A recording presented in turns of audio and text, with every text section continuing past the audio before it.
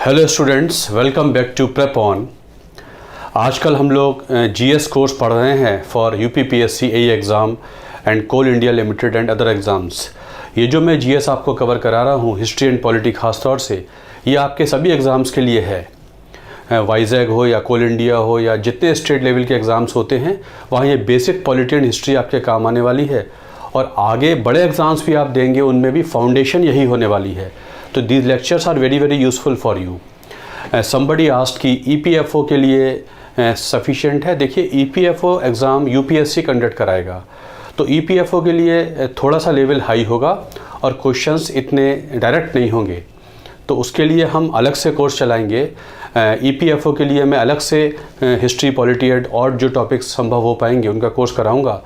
EPFO के लिए आप अभी चिंता ना करें, एग्ज़ाम आपका 4 अक्टूबर को है। तो अभी हम हिस्ट्री एंड पॉलिटी शुरू कर चुके हैं और उसमें कुछ लोगों ने ये क्वेरीज रेज़ की हैं कि एक सब्जेक्ट एक साथ चल करिए, फिर दूसरा बाद में करिएगा। मैं सोचता हूँ दोनों ही साथ होते चलें। आपका कोल इंडिया का एग्ज़ाम निकट में है, तो जितनी जल्दी हो जाए उतना अच्छा है। दोनों ही करते चले जाइए। वैसे भी आपके एग्ज़ाम में मैंने देखा, यूजुअली देखा जाता है कि मॉडर्न इंडिया या मेडिवल इंडिया से या पॉलिटी से क्वेश्चन ज़्यादा आ जाते हैं। तो करेंगे तो पूरा ही, लेकिन पॉलिटी को कवर करते हैं, हिस्ट्री भी पैरेलल चलाएंगे, दोनों कवर करेंगे। और सबसे आखिर में ये कहना चाहता हूँ कि thanks a lot for your overwhelming response. Massive response आप दे रहे हैं, उसके लिए बहुत बहुत धन्यवाद। और इस तरीके से पढ़ते रहिए। और आप लोग पढ़ रहे हैं मेहनत से, ये बहुत खुशी की बात है। लेक्चर्स को लाइक कर रहे हैं, दैट्स वंडरफुल। तो चलिए पॉलिटी को आगे बढ़ाते हैं। हमने फ्रेमिंग ऑफ द कॉन्स्टिट्यूशन देख लिया, salient features of the constitution देख लिए। अब हम संविधान की इंटरनल स्ट्रक्चर भी समझ लिया। अब हम देखते हैं preamble to the constitution. Preamble एक बहुत इंपॉर्टेंट टॉपिक है कॉन्स्टिट्यूशन का, इससे कई सारे क्वेश्चंस बन जाते हैं। तो देखते हैं कि व्हाट इज़ प्रीएम्बल। प्रीएम्बल, कुछ इंपॉर्टेंट पॉइंट्स बताता हूँ। प्रीएम्बल, सबसे पहले याद रखिए कि our preamble is worded on the preamble of the constitution of USA. Preamble हमने कहाँ से सोर्स किए हैं उसके वर्ड्स? यूएसए के प्रीएम्बल से सोर्स किए हैं। अमेरिकन संविधान में जो प्रीएम्बल है उससे समझते हैं। It is actually based on objectives resolution. Preamble is based on objectives resolution. आपको याद होगा जब संविधान सभा ने अपनी दिसंबर 1946 में बैठक की थी, तो सबसे पहले जो डॉक्यूमेंट इंट्रोड्यूस हुआ था संविधान सभा में, उसका नाम था ऑब्जेक्टिव्स रिजोल्यूशन। उसी को मॉडिफाई करके बनाया गया है भारतीय संविधान का प्रीएम्बल। तो it is based on objectives resolution which was moved by, prepared by Jawaharlal Nehru. Preamble basically होता क्या है? प्रीएम्बल कंटेन्स समरी और इंट्रोडक्शन टू द कॉन्स्टिट्यूशन। अगर आपसे कहा जाए कि संविधान को शॉर्ट में समझना है तो हम क्या पढ़ें, तो आप बोलेंगे just by reading the preamble we can understand in fair good idea, we can have a fair good idea कि क्या होगा भारत के संविधान में, आर्टिकल्स में क्या लिखा होगा, वो हमको झलक दिख जाएगी। कहाँ पर? प्रीएम्बल में दिख जाएगी। तो सिर्फ प्रीएम्बल को शॉर्ट में, संविधान को शॉर्ट में समझना हो तो हमको पढ़ लेना चाहिए प्रीएम्बल। तो basically it is called summary of the constitution और इंट्रोडक्शन टू द कॉन्स्टिट्यूशन। संविधान की प्रस्तावना है, मतलब ये हमारे उद्देश्य हैं और इन्हीं का एम्प्लीफिकेशन प्रीएम्बल में, संविधान में किया जा रहा है। तो इट इज़ बेसिकली समरी और इंट्रोडक्शन ऑफ द कॉन्स्टिट्यूशन। इसमें होता क्या है? It contains what? It contains ideals and aspirations of whom? People of India. Preamble contains ideals and aspirations of people of India. Bharat के लोग अपने देश के क्या आदर्श रखना चाहते हैं, वो क्या अधिकार पाना चाहते हैं, क्या उनकी आकांक्षाएं हैं, इच्छाएं हैं, उसका प्रतिबिंब है प्रीएम्बल। तो भारत के लोग कैसे अपने देश को बनाना चाहते थे वो उन्होंने व्यक्त किया कहाँ? प्रीएम्बल में। We the people of India having solemnly dissolve to constitute India, है ना, ऐसे बोलते हैं। तो प्रियम्बल बेसिकली रिफ्लेक्ट करता है भारत के लोगों की आदर्श और उनके एस्पिरेशंस। तो ये उसका प्रतिबिंब है, मिरर है। ये क्या है अभी देखते हैं। क्वेश्चन आता है कि क्या प्रियम्बल अमेंड हुआ है? Yes, it has been amended. How many times? तो आपका आंसर होगा एक बार सिर्फ। प्रियम्बल आज तक एक ही बार अमेंड हुआ है। फिर आपसे पूछते हैं बाय विच अमेंडमेंट एक्ट, तो आप बोलेंगे bye 42nd constitutional amendment act 1976। देखिए ये कोड होता है, संविधान संशोधन को लिखने का ये कोड होता है। आपको याद होगा संविधान किस आर्टिकल में संशोधित होता है? आर्टिकल 368 में हम उसे अमेंड कर सकते हैं। कौन? पार्लियामेंट करेगा। तो जब भी संविधान अमेंड होता है तो एक नंबर होता है। तो preamble was amended bye 42nd constitutional amendment act in the year 1976। इसमें अमेंडमेंट हुआ था। क्या अमेंडमेंट हुआ था? 3 शब्द जोड़े गए। कौन से शब्द जुड़े थे? Socialist, secular and integrity. ये पूछ लेते हैं which of the following 3 words were added to the preamble later on. तो आप बोलेंगे सोशलिस्ट, सेकुलर एंड इंटेग्रिटी। ये शब्द प्रियम्बल में बाद में जोड़े गए और जोड़े गए थे by 42nd constitutional amendment act. तो एक ही बार चेंज हुआ, 42nd से हुआ। चेंज क्या हुआ? 3 शब्द जोड़ दिए गए, सोशलिस्ट, सेकुलर एंड इंटेग्रिटी। अब बात आती है कि क्या प्रियम्बल संविधान का पार्ट है? तो इस preamble part of the constitution, ये सुप्रीम कोर्ट में बात गई। तो कोर्ट ने कहा, पहले तो कहा कि प्रियम्बल संविधान का पार्ट नहीं है। बाद में सुप्रीम कोर्ट ने केशवानंद भारती केस में, आपको याद रखना है Kesavananda Bharati case, fundamental rights में हम इसको देखेंगे 1973 में। इसमें सुप्रीम कोर्ट ने कहा preamble is part of the constitution.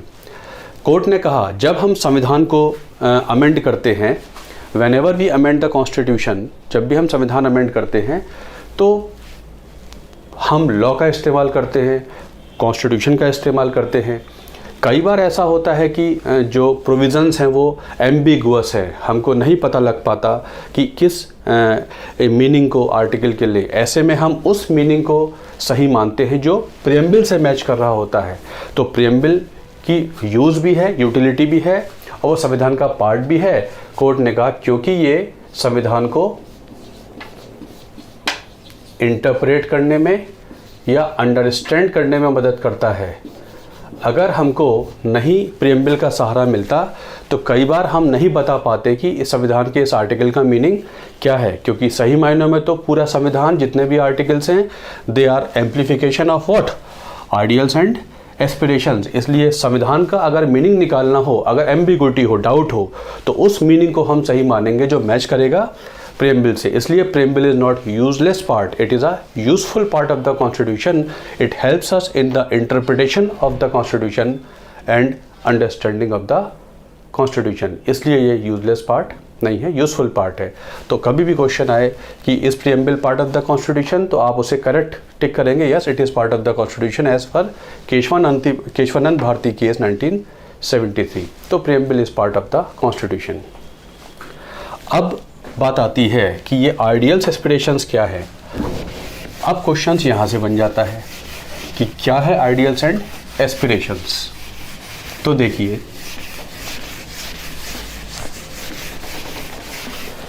Ideals and aspirations which the people of India wanted to have for themselves, है ना। तो देखिए वी द पीपल, है ना, ऐसा लिखा रहता है, we the people of India having solemnly dissolve to constitute India into a what? Sovereign, है ना, सोशलिस्ट, सेकुलर डेमोक्रेटिक रिपब्लिक। तो हमने बोला we the people of India have decided to make India what, a sovereign country, है ना। हम sovereign country बनाना चाहते हैं। What is being sovereign? Free from external control, संप्रभुता, हिंदी में संप्रभुता। मतलब हम चाहते हैं हमारा देश किसी और देश के अधीन ना हो। सबसे पहले तो हमारी आकांक्षा यही है कि हम किसी और देश के अधीन ना हो। तो सबसे पहले देश सोवरेन हो।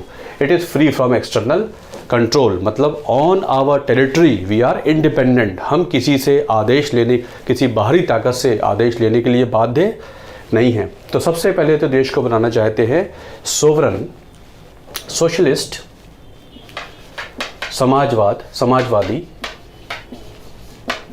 समाजवाद का अल्टीमेट मीनिंग होता है वेलफेयर ऑफ ऑल, उद्देश्य होता है वेलफेयर ऑफ ऑल। सर्वोदय हो, सर्व का उदय हो, सबका फायदा हो, सबका वेलफेयर हो। तो हम चाहते हैं कि सोशलिस्ट देश हो हमारा, मतलब वेलफेयर ऑफ ऑल हो। इसका मतलब ऐसा तब होगा जब there is equitable distribution of wealth.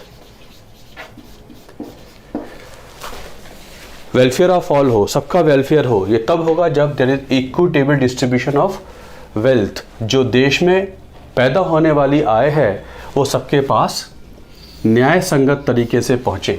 ऐसा होगा तो सबका वेलफेयर हो जाएगा। तो देश समाजवादी हो meaning thereby all the means of production should be under the control of state. State मतलब गवर्नमेंट। सारे जितने आय के साधन हैं सरकार के हाथ में हो। सरकार प्रॉफिट मोटिव से काम नहीं करती, सरकार तो वेलफेयर मोटिव से काम करती है। तो हमारा देश बेसिकली सबका वेलफेयर करे, कुछ ऐसी योजनाएं बनाए, ऐसी इकॉनमी रहे, इकोनॉमिक सिस्टम्स ऐसे हों, संस्थाएं ऐसी बने कि सबका होना चाहिए वेलफेयर। तो हमारा दूसरा आदर्श अपने देश के लिए है कि वो सोशलिस्ट हो, फ्री तो हो ही हो, ताकि सबके लिए काम करे। सेकुलर हो,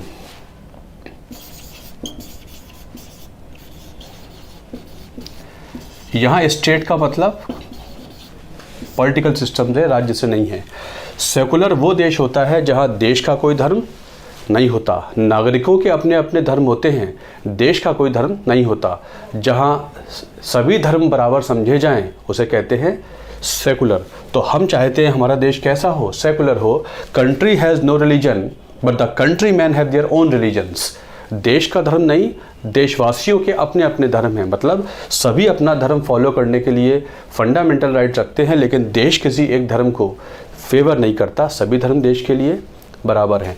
यदि ऐसा है तो देश हो जाता है secular. Means country has no religion और all the religions are equal in the eyes of the constitution और द स्टेट। सरकार के लिए सब धर्म बराबर हैं। तो सेकुलर देश होना चाहिए। अगला आदर्श है कि देश डेमोक्रेटिक हो। Means government should be run by representatives of people. Government should be run by representatives of people. मतलब देश की सरकारें वो चलाए जिनको लोगों ने चुनकर भेजा है।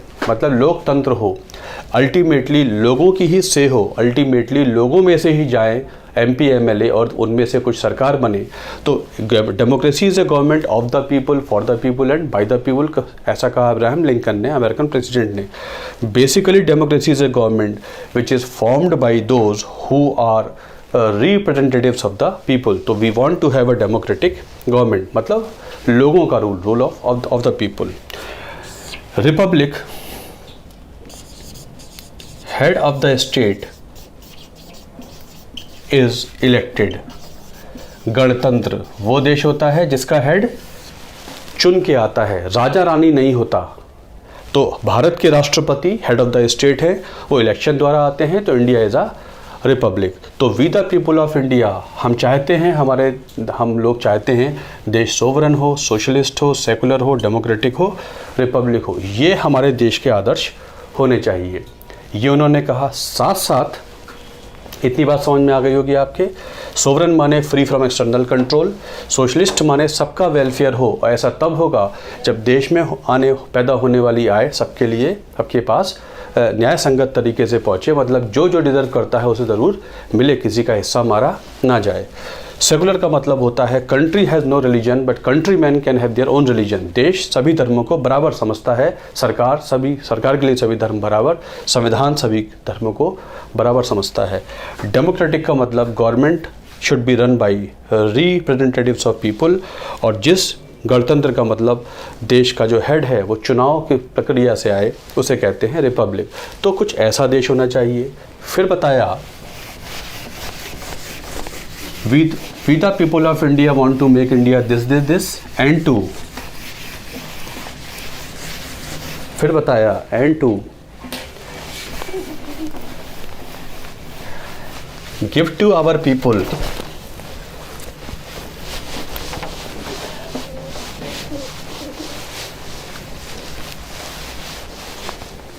and to give to our people justice, social, economic, political, liberty,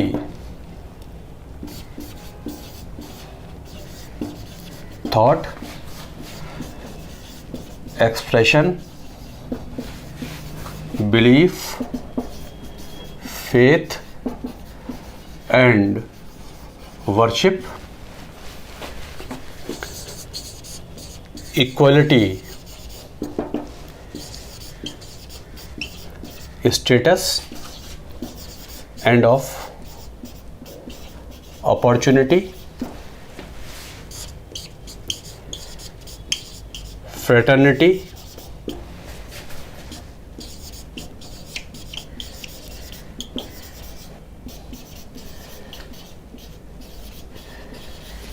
dignity of the individual। अब देखिए, भारत के लोग देश को ऐसा ऐसा बनाना चाहते हैं और लोगों को देना चाहते हैं जस्टिस, 3 प्रकार का, social justice, economic justice and political justice. Justice का मतलब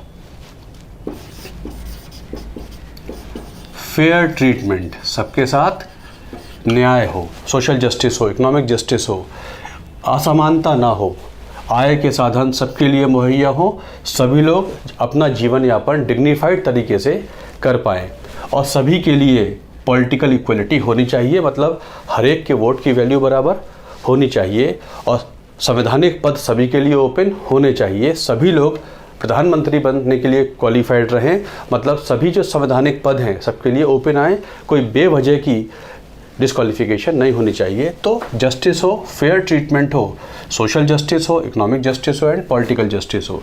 कई बार ये क्वेश्चन आ जाता है कितने प्रकार का जस्टिस प्रीएम्बल में मेंशन्ड है? 3 प्रकार का, social, economic and political. Equality हो, लिबर्टी हो, लिबर्टी का मतलब फ्रीडम, सही करने का अधिकार होना, कुछ भी करने का अधिकार नहीं होना, सही करने का अधिकार कहलाता है लिबर्टी। तो लिबर्टी ऑफ थॉट एक्सप्रेशन, अपनी बात कहने का पूरा पूरा अधिकार हो, सरकारी पॉलिसीज़ को माने या ना माने, अगर हमें नहीं समझ में आ रही हैं, नहीं सही लग रही हैं, तो हम कह सकें कि हमको सही नहीं लग रही हैं, मतलब freedom of speech and expression हो।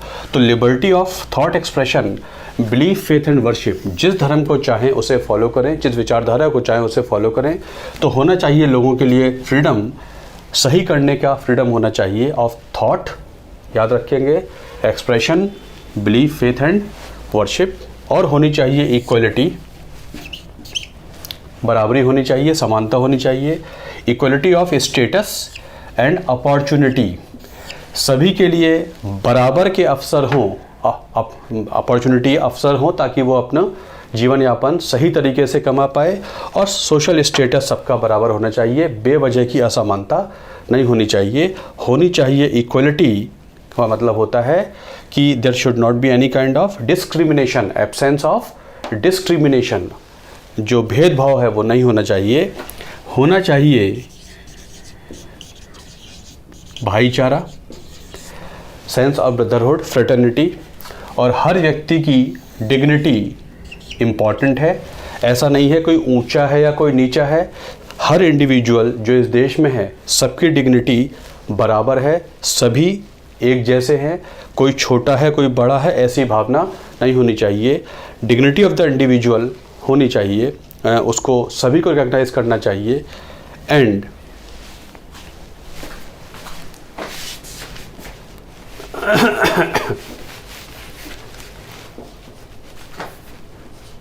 यूनिटी एंड इंटेग्रिटी,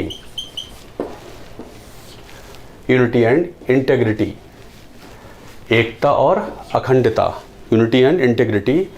तो we the people of India having solemnly resolved to constitute India into a sovereign, socialist, secular, democratic republic and to assure people what? Justice, liberty, equality, fraternity, what? Assuring dignity of the individual and unity and integrity of the country.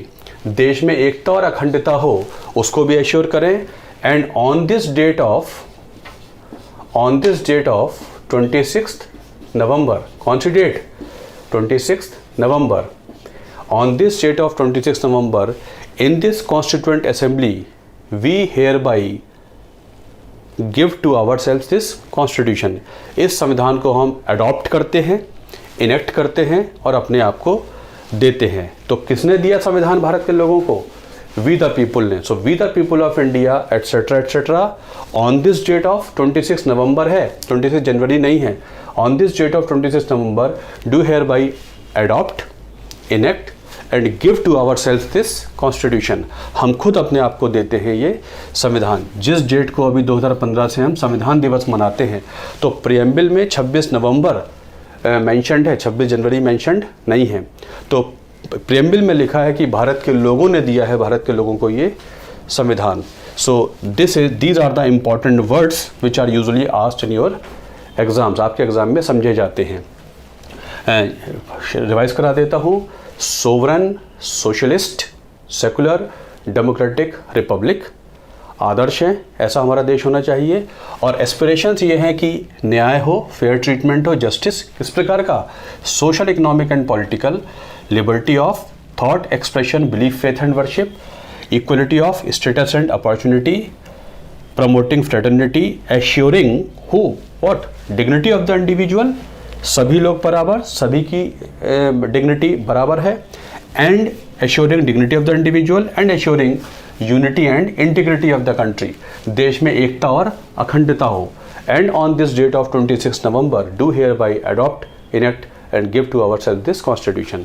तो ये जितने शब्द मैंने लिखे हैं बड़े में और उधर वो लिखे हैं, ये सभी कहलाते हैं आइडियल्स एंड एस्पिरेशंस। तो आप ये मान के चलेंगे कि पूरा संविधान बेसिकली इन्हीं आइडियल्स एंड एस्पिरेशंस का एक्सपेंशन माना जाता है, इससे अलग कुछ नहीं है। संविधान का जो भी है वो इन्हीं को एक्सपेंड कर रहा होगा, कहीं ना कहीं इन्हीं चीज़ों को देने की कोशिश कर रहा होगा।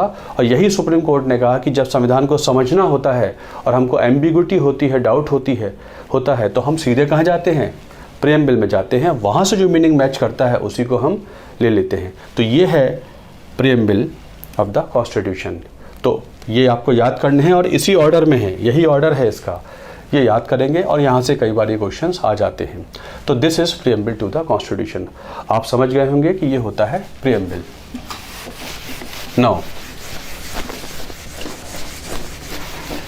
तो हमने बेसिक्स बहुत सारे जान लिए, संविधान फ्रेम कैसे हुआ, फिर उसके सेलिएंट फीचर्स क्या हैं, कॉन्स्टिट्यूएंट असेंबली ने क्या उसमें किया, फीचर्स जान लिए। फिर हमने एक प्रिंसिपल उसका प्रियम्बल भी जान लिया। हमने आज ये भी समझ लिया कि प्रियम्बल क्या होता है और प्रियम्बल में क्या क्या लिखा हुआ है।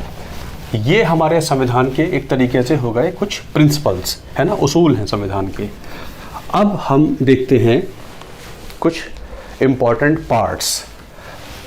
अब लेते हैं पार्ट 1, संविधान का part 1, India and it's union.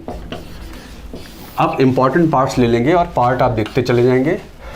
पहला पार्ट है India and it's union, article 1 to 4। ये याद करने की नीड नहीं है, but India and it's union. तो हम कुछ इंपॉर्टेंट आर्टिकल लेंगे और जो आर्टिकल्स आपको याद करने होंगे वो मैं बता दूंगा, आपको सभी आर्टिकल्स याद करने की नीड नहीं है। तो पहला पार्ट है इंडिया एंड इट्स यूनियन और आर्टिकल 1 to 4 होता है। Article 1 India, that is Bharat, shall be a union of states। Article 1 कहता है India and India is also Bharat. तो संविधान में देश के कौन से नाम इस्तेमाल हुए हैं? दोनों इस्तेमाल हुए हैं। India that is Bharat. India Indus river से बना, ग्रीक लोगों ने इंडस रिवर से कहा तो उसका मोडिफिकेशन है। भारत एक ट्राइब होती है, ऋग्वेदिक ट्राइब थी भारत। तो India that is Bharat shall be what? Shall be union of states. Bharat राज्यों का एक संघ है, राज्यों का एक संघ है, यूनियन ऑफ स्टेट्स है। इसका मतलब होता है states can not go out of the union. संविधान सभा में जब इस पर डिबेट हुई तो कहा कि हम फेडरेशन शब्द इस्तेमाल नहीं कर रहे हैं, हम यूनियन शब्द इस्तेमाल कर रहे हैं। और यूनियन शब्द का मतलब हमारे लिए यह है कि एक बार राज्य भारत में शामिल हो जाएगा फिर उसका बाहर जाने का रास्ता बंद है, मतलब यूनियन टूट नहीं सकती। आप आ तो सकते हैं भारतीय संघ में, भारतीय संघ से बाहर जाने का रास्ता नहीं है। तो डॉक्टर अंबेडकर ने बताया यूनियन शब्द का मतलब हमारे लिए यह है कि संघ टूट नहीं सकता, संघ में आ तो सकते हैं लेकिन संघ के बाहर जा नहीं सकते। सेसेशन मतलब अलगाववाद अलाउड नहीं है, कोई राज्य अलग नहीं हो सकता। तो यूनियन शब्द का मतलब हमारे लिए यह है, और किसी देश में कुछ और हो सकता है, हमारे लिए यह है कि once state is a part of the union it can not secede away from the union, ये इससे बाहर नहीं जा सकती। तो as per the constitution India is a union of states, not federation of states. अगर ऐसा क्वेश्चन आ जाता है आपका आंसर होगा इट इज़ भारत राज्यों का एक संघ है, मतलब यूनियन ऑफ स्टेट्स लिखा हुआ है, फेडरेशन ऑफ स्टेट्स नहीं लिखा हुआ। आर्टिकल 3 कहता है parliament can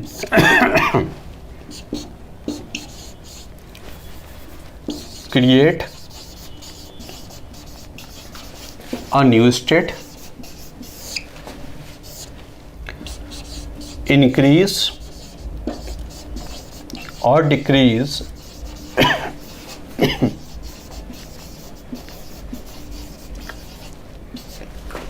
areas of states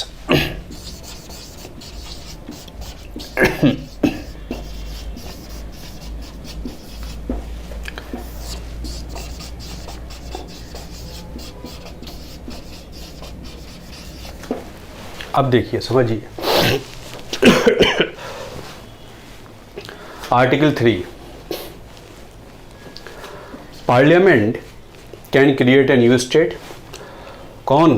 parliament. Parliament एक नया राज्य बना सकता है या राज्यों के एरियाज कम ज़्यादा कर सकता है या राज्यों की पॉलिटिकल बाउंड्रीज चेंज कर सकता है या राज्यों का नाम भी चेंज कर सकता है। कौन चेंज करेगा? पार्लियामेंट चेंज करेगा। Parliament can create a new state, दो राज्यों को मिलाकर एक राज्य बना दे, एक राज्य को तोड़कर 3 टुकड़े कर दे, उत्तर प्रदेश के कुछ हिस्से लेकर मध्य प्रदेश के कुछ हिस्से लेकर बुंदेलखंड बना दे या पूर्वांचल बना दे, ईस्टर्न यूपी को महाराष्ट्र में मराठवाड़ा बना दे, विदर्भ बना दे। तो ये पार्लियामेंट के हाथ में है। किसके हाथ में है? याद रखना है पार्लियामेंट के हाथ में है कि पार्लियामेंट नया राज्य बना सकता है, राज्यों के एरियाज़ को ज़्यादा बड़ा कर सकता है या राज्यों की एरियाज उतने रहें लेकिन बाउंड्रीज कम ज़्यादा हो जाए। इतने डिस्ट्रिक्ट इस राज्य में चले गए, उसके इतने ले लिए, एरिया उतना ही रहा लेकिन बाउंड्रीज चेंज हो गई, मतलब राज्य का इंटरनल मैप चेंज हो गया, नेट एरिया उतना ही रहा। ये भी हो सकता है। या राज्य का नाम उड़ीसा से ओडिशा होना है तो पार्लियामेंट करेगा, वेस्ट बंगाल का नाम पश्चिम बंगाल होना है जैसा कि वो डिमांड कर रहे हैं तो पार्लियामेंट करेगा। तो ये काम पार्लियामेंट के पास है। मतलब राज्य कितने होंगे, छोटे होंगे, बड़े होंगे, 50 होंगे, 28 होंगे, 29 होंगे, ये पार्लियामेंट को तय करना है। यह राज्य की कोई रियल से नहीं होती, पार्लियामेंट ऐसा करेगा। अब जब पार्लियामेंट ऐसा करेगा तो क्या देखते हैं, जब पार्लियामेंट ऐसा करेगा जब पार्लियामेंट राज्यों को रीऑर्गेनाइज करेगा तो पार्लियामेंट एक बिल रेज करेगा on the recommendation of president. राष्ट्रपति के नाम पर एक बिल रेज होगा। बिल आपको बताया था मैंने, लॉ बनाने का इंस्ट्रूमेंट बिल होता है। तो राष्ट्रपति के नाम पर एक बिल रेज करेगा। ये बिल राष्ट्रपति भेजेंगे स्टेट्स कंसर्न्ड को। मतलब मान लीजिए बुंदेलखंड बनाना है तो 7 ज़िले मध्य प्रदेश के, 6 ज़िले यूपी के या जैसे भी है, तो ये मध्य प्रदेश और यूपी के पास बिल जाएगा कि हम आपके राज्यों में से इतने ज़िले काटकर बुंदेलखंड बनाना चाहते हैं, या हम विदर्भ बनाना चाहते हैं महाराष्ट्र में से, तो महाराष्ट्र के पास जाएगा। तो जितने राज्यों से इसका संबंध है बिल उनके पास ज़रूर जाएगा। राष्ट्रपति भेजेंगे। क्यों भेजेंगे? टू ऑब्टेन देयर व्यूज़, उन राज्यों के व्यूज़ जानने के लिए कि हम एक विदर्भ क्रिएट करने जा रहे हैं महाराष्ट्र में से, या यूपी हम पूर्वांचल क्रिएट करने जा रहे हैं, आपका व्यू क्या है। राज्यों के व्यूज़ जो भी हों, राज्यों के व्यू जो भी हों वो वैल्यू नहीं रखते हैं। मान लीजिए महाराष्ट्र कह दे कि हमको विदर्भ नहीं चाहिए, आंध्र प्रदेश कह दे हमको तेलंगाना नहीं चाहिए, इस व्यूज़ का सेंटर पे कोई फ़र्क नहीं पड़ता। बिल जाएगा ज़रूर, बिना राज्यों के भेजे बिल पास नहीं हो सकता, लेकिन राज्यों के व्यूज़ का सेंटर पे कोई बाध्यता नहीं है। राज्य जो भी कहे फाइनल डिसीजन सेंटर के हाथ में है, लेकिन हाँ प्रोसीजर फुलफिल करने के लिए बिल राष्ट्रपति ज़रूर भेजेंगे उन राज्यों के पास कि वो क्या चाहते हैं। अब सेंटर के ऊपर है वो राज्य की बात माने या ना माने। कहने का मतलब है राज्य का अपने होने में कोई रियल से नहीं है। जब चाहे पार्लियामेंट राज्य को छोटा बड़ा कर सकता है under article 3 of the constitution. So in their existence the states do have their से, बट ओनली प्रोसीजरल से है उनकी। बिल उनके पास आएगा, ये ज़रूर देखा जाएगा। राज्य जो भी व्यू रखेंगे वो पार्लियामेंट के ऊपर है, पार्लियामेंट उसे माने या ना माने। Is the intent of article 3। तो आर्टिकल 3 में इंडिया ऑर्गेनाइज और रीऑर्गेनाइज हो सकता है कितनी भी बार। तो internal political map of the country can be you can say arranged in article 3। ये है gist of part 1 of the constitution. Article 1 to 4 है। मैंने आपको 2 इंपॉर्टेंट आर्टिकल बताए, आर्टिकल 1 and 3। तो ये समझ में आ गया होगा आपके कि भारत राज्यों का एक संघ है और इंटरनल स्टेट्स ये पार्लियामेंट मतलब सेंटर के हाथ में है। वो जितने राज्य चाहे बनाए, उन्हें छोटा बड़ा करे, उनके नाम चेंज करे, ये पार्लियामेंट के हाथ में है। तो हमारी ये समझ में आया जो मैंने आपको बताया कि इन दोनों आर्टिकल्स का मतलब ये हुआ कि India is an indestructible union of destructible states, है ना। इन दोनों आर्टिकल को एक साथ लें, 1 और 3 को एक साथ समझें, मतलब हम पार्ट 1 का इंटेंट समझें, तो हम ये कह सकते हैं कि भारत एक इनडेस्ट्रक्टिबल यूनियन है, मतलब संघ कभी टूट नहीं सकता, लेकिन राज्य कभी भी छोटे बड़े हो सकते हैं। तो final the summary of this part 1 is this, that India is an indestructible union of destructible states. Article 1 और 3 टुगेदर ये हमको बताते हैं कि भारत ऐसा है कि संघ कभी भंग नहीं हो सकता, लेकिन राज्य कभी भी छोटे बड़े या ख़त्म हो सकते हैं। ऐसा पार्लियामेंट अलोन कैन डू। हाँ, बिल राज्यों के पास ज़रूर भेजा जाएगा। This is part 1 of the constitution. तो मैंने आपको एक और वीडियो लेक्चर दिया और इसमें हम लोगों ने प्रीएम्बल जाना और पार्ट 1 ऑफ द कॉन्स्टिट्यूशन जाना और कुछ करंट से संबंधित इश्यूज़ जान ली जो आजकल चलती ही रहती हैं। तो इतना हमने कंप्लीट किया। ठीक है, इसको आप रिवाइज़ करिए, इसे पढ़िए। अगले वीडियो लेक्चर में हम फंडामेंटल राइट्स बहुत डिटेल में करेंगे। बड़ा ही इम्पॉर्टेंट है फंडामेंटल राइट्स। एग्जाम्स में क्वेश्चंस फंडामेंटल राइट्स से बहुत आते हैं और आजकल तो करंट में भी फंडामेंटल राइट्स की बहुत जिक्र चलता रहता है। तो अगले लेक्चर में हम फंडामेंटल राइट्स करेंगे, इसको आप रिवाइज़ कीजिए। So thanks a lot. ध्यान से पढ़िए, नोट्स बनाइए। जल्दी ही हम क्वेश्चंस करेंगे, जल्दी ही हम क्वेश्चन सॉल्व करेंगे और बाकायदा क्वेश्चंस होंगे, मैं आपके साथ डिस्कस करूंगा। तो इसी तरीके से तैयारी आगे बढ़ाइए। And thanks for watching this video. God bless you.